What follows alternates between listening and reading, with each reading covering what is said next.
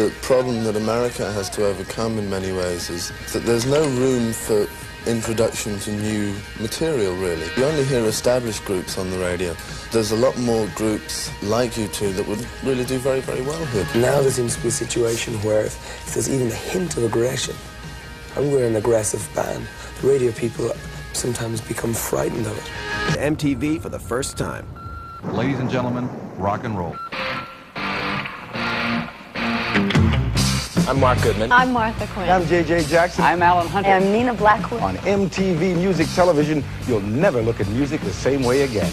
A lot of people have said this, but I really think it's the future. It's what FM was years ago, in the sense that it would break new things and new images. So I don't think it's going to revolutionize the music industry, per se. I think there's always going to be big records with little holes and little records with big holes. But America's very, very slow in catching up, and the fact that videos do sell records. Have really made your international success on the basis of videos, isn't that correct? I think videos have certainly worked to our advantage. I guess it's helpful. A lot of people who were sort of scared of what Duran was. It was sort of, you know, out with the old guard. This is the way the future's going to look. Hi there, I'm a very normal person and my name's Boy George. Is it a guy or is it a girl? They call me an offspring of a gay Rastafarian pastry chef. Culture Club's Boy George kept viewers guessing with his androgynous persona, and he wasn't bashful about it. Androgynous is a trendy word and I hate it. Perhaps the biggest surprise from this young Englishman in a dress with the eyeshadow and lipstick is his broad appeal to Middle America. He's made Culture Club's music popular with all ages, from grade schoolers to senior citizens. I find the video medium rather bland, and Dave and I are trying to produce something that doesn't have those qualities. It occurred to me, having watched MTV over the last few months, that it's a solid enterprise and it's got a lot going for it. I'm just floored by the fact that there's so few black artists featured on it. Why is that? You have a chance to watch MTV from time to time? Yeah, there's nothing to watch.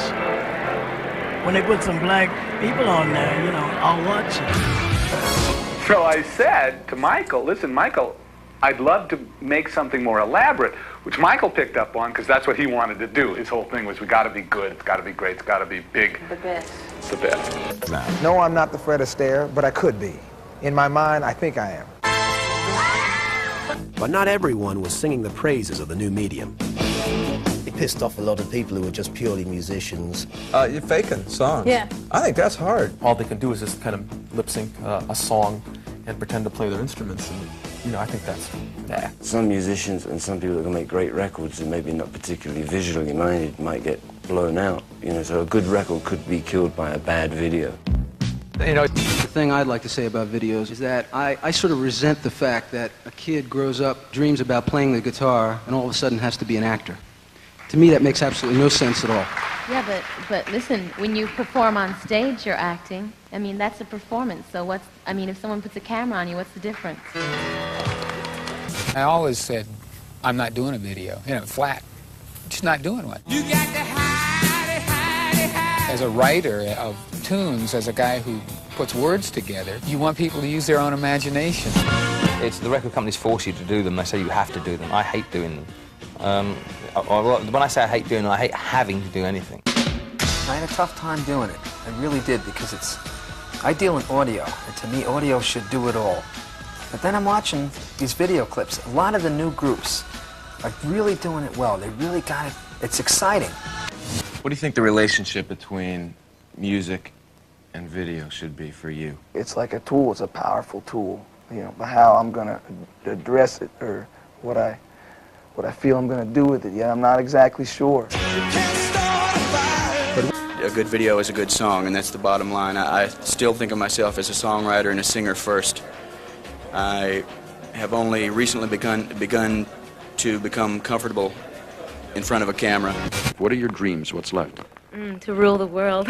There you go. Ladies and gentlemen, this is Madonna. I'll repeat it again and annoy everyone who was annoyed before when I said it. I want to conquer the world. I'm a very sexual person, and that comes through in my performing.